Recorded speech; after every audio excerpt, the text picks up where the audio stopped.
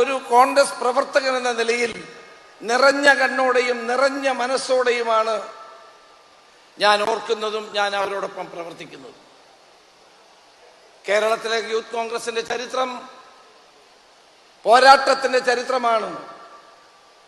ആ പോരാട്ടത്തിൽ കേരളത്തിലെ മുഴുവൻ ചെറുപ്പക്കാരെയും അണിനിരത്തിക്കൊണ്ട് കേരളത്തിൽ നാം സംഘടിപ്പിച്ച കേരള മാർച്ച് 42 ദിവസക്കാലം കാസർഗോഡ് നിന്ന് തിരുവനന്തപുരം വരെ 10,000-കണക്കിന് ചെറുപ്പക്കാരെ ഓരോ മിനിറ്റിലും അണിനിരത്തിക്കൊണ്ട് നടത്തിയ പോരാട്ടം ഞാൻ ഇന്ന് ഓർക്കുന്നു.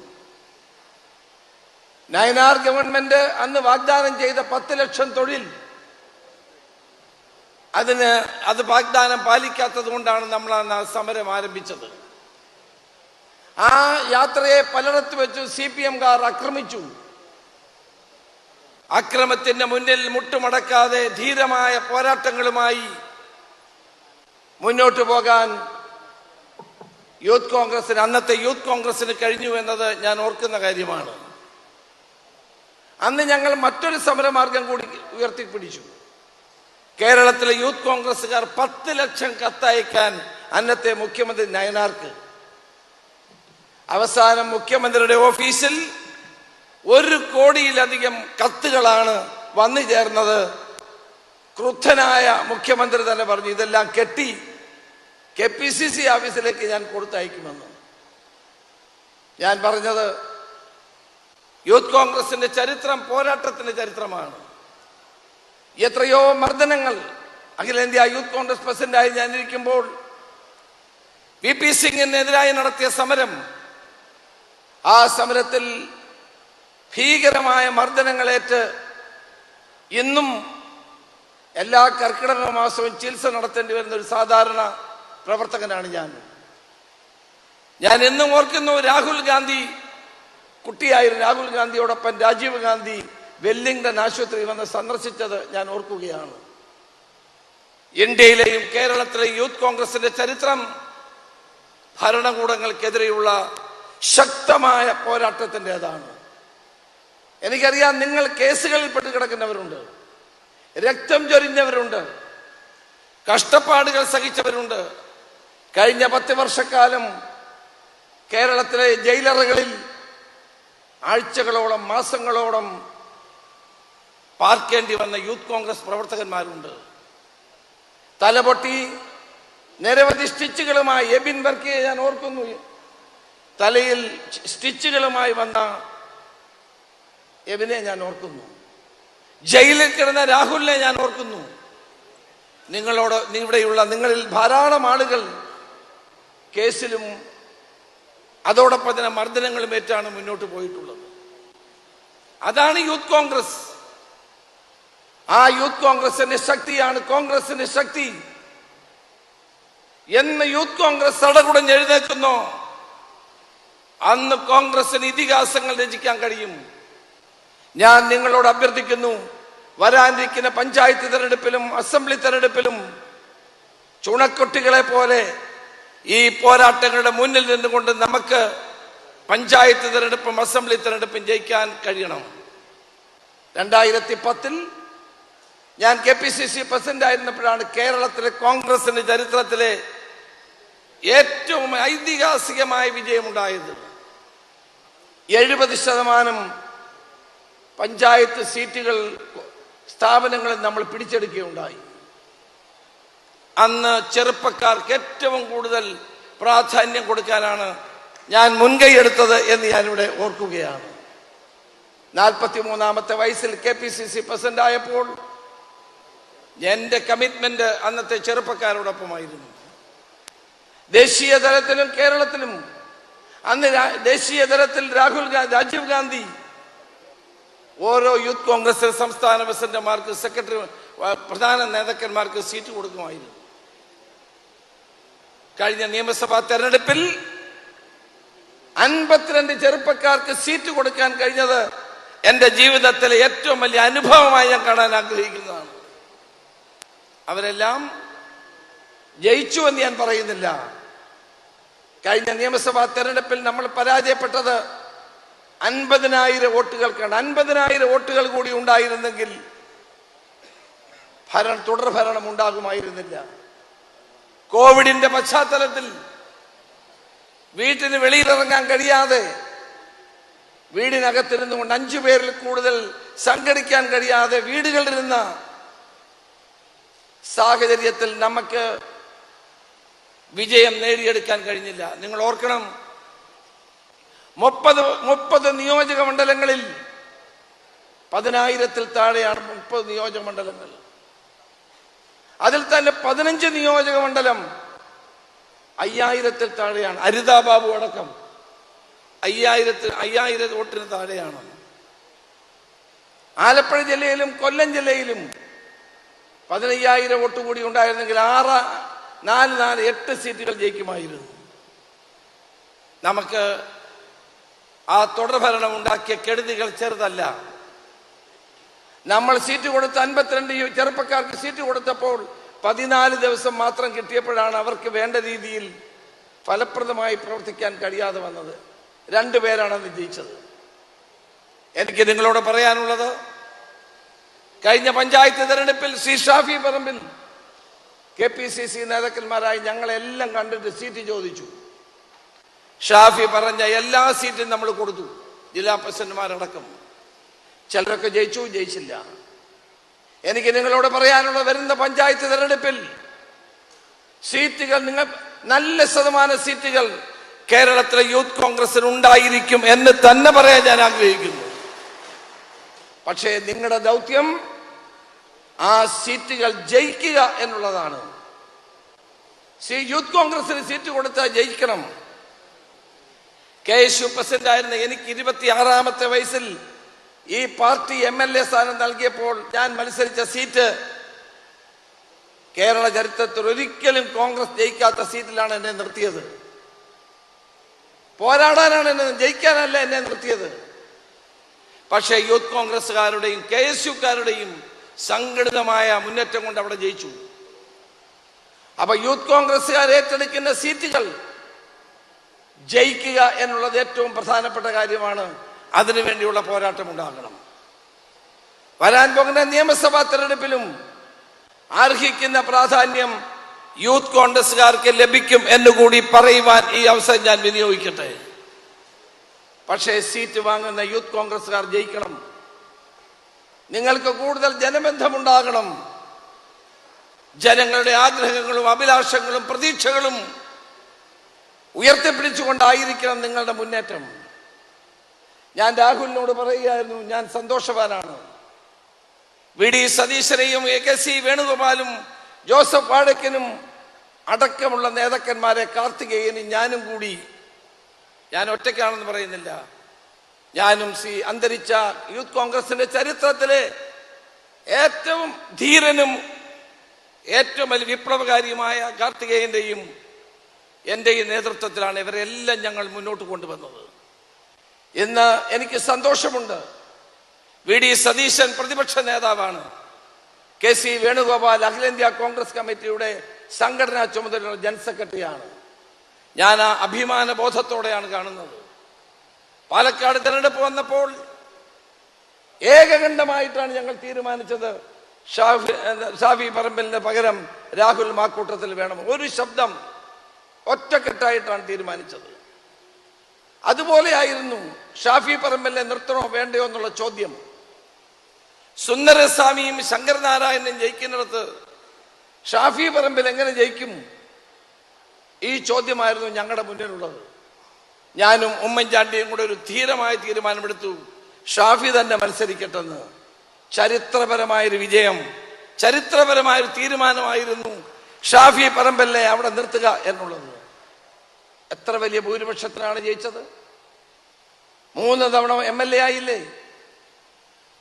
ഇത്തവണ പാർലമെന്റിലേക്ക് നിൽക്കേണ്ടി വന്നപ്പോഴും എനിക്ക് എതിർപ്പുണ്ടായിരുന്നു ഷാഫിയെ കേരള രാഷ്ട്രീയത്തിൽ നിന്ന് കൊണ്ടുപോകുന്നതിന്. പക്ഷേ കൂട്ടായ തീരുമാനം അദ്ദേഹത്തെ പാർലമെന്റിൽ മത്സരിപ്പിക്കാനായിരുന്നു. വടകരയുടെ ചരിത്രത്തിലെ ഏറ്റവും ആവേശകരമായ മുന്നേറ്റമായിരുന്നു ആ തെരഞ്ഞെടുപ്പ്. ഞാൻ ഓർക്കുന്നത്, സുരേഷ് കുറുപ്പെന്ന അടിയന്തരാവസ്ഥയ്ക്ക് ശേഷം ജയിച്ച ഏക MP ക്കെതിരായി എനിക്ക് കോട്ടയം അറിയാത്ത സ്ഥലം എന്നെ നിർബന്ധിച്ച് നിർത്തിയതാണ്. അവിടെ ഉണ്ടായ ജനവികാരം പോലെ തന്നെയാണ് വടകരയിലും ഉണ്ടായത്. അപ്പോൾ നിങ്ങൾ ചെറുപ്പക്കാരായ നേതാക്കന്മാർ, നമ്മുടെ ശബരിനാഥൻ ഇവിടെ ഉണ്ട്, അദ്ദേഹത്തെ സ്ഥാനാർത്ഥിയാക്കിയതും ഞാൻ ഓർക്കുന്നു. ചെറുപ്പക്കാർക്ക് റോജി എം ജോണിനെ സ്ഥാനാർത്ഥിയാക്കിയത് ഞാൻ ഓർക്കുന്നു. അൻവർ സാദത്തിനെ സ്ഥാനാർത്ഥിയാക്കിയത് ഞാൻ ഓർക്കുന്നു. അതുപോലെ എത്രയോ ചെറുപ്പക്കാരെ ഇന്ത്യയിൽ ഉടനീളം കൈപിടിച്ചു ഉയർത്തുവാനും അവരെ രാഷ്ട്രീയ അധികാര കേന്ദ്രങ്ങളിലേക്ക് എത്തിക്കാനും കഴിഞ്ഞത് ഒരു ചരിത്ര നിയോഗമാണ്. ഇന്ത്യയിലെ കോൺഗ്രസിന് ഇന്ന് ഏറ്റവും വലിയ ഭാഗ്യം എന്ന് പറയുന്നത് നമ്മുടെ പ്രിയങ്കരനായ നേതാവ് ശ്രീ രാഹുൽ ഗാന്ധിയാണ് എന്ന് പറയാൻ എനിക്ക് അതിയായ സന്തോഷമുണ്ട്. അദ്ദേഹത്തിന്റെ മുമ്പിൽ ഒരു ലിസ്റ്റ് കൊടുത്താൽ അദ്ദേഹം പറയും എത്ര ചെറുപ്പക്കാരുണ്ടെന്ന് പറയാൻ പറയും, എത്ര വനിതകളുണ്ടെന്ന് നമ്മളോട് ചോദിക്കും. ചെറുപ്പക്കാർക്ക് ഇതുപോലെ പ്രാധാന്യം കൊടുത്ത് രാജീവ് ഗാന്ധിയുടെ അതേ പാതയിൽ ആ ചെറുപ്പക്കാർക്ക് നേതൃത്വം കൊടുത്ത രാഹുൽ ഗാന്ധി ഇന്ത്യയിലെ മതേതരത്വത്തിന്റെ പ്രതീകമാണ്. രസകരമായ ഒരനുഭവം കൂടി ഞാൻ പറയാം. ഞാൻ രാജീവ് ഗാന്ധി മരിച്ചപ്പോൾ യൂത്ത് കോൺഗ്രസിന്റെ ദേശീയ പ്രസിഡന്റായിരുന്നു, IYC പ്രസിഡന്റായി. അന്ന് എനിക്ക് തോന്നി എന്നെ ഈ അധികാരത്തിന്റെ പാർട്ടി തലങ്ങളിലേക്ക് എത്തിച്ച രാജീവ് ഗാന്ധിയുടെ ഓർമ്മ നിലനിർത്താൻ ഒരു രാജീവ് ഗാന്ധി സന്ദേശയാത്ര ശ്രീപെരുമ്പത്തൂരിലേക്ക് ഡൽഹിയിൽ നിന്ന് നയിക്കണമെന്ന് ഞങ്ങൾ ഏതാണ്ട് 30 ദിവസക്കാലമായി യാത്ര എടുത്തു. ഇന്ത്യയിലെ പ്രധാനപ്പെട്ട എല്ലാ സ്റ്റേറ്റുകളിലെയും മുഖ്യമന്ത്രിമാരും മന്ത്രിമാരും ആ യാത്ര നയിച്ചു. സോണിയാഗാന്ധി ആദ്യമായിട്ടാണ് രാഷ്ട്രീയത്തിൽ ഒരു സന്ദേശം കൊടുക്കുന്നത്.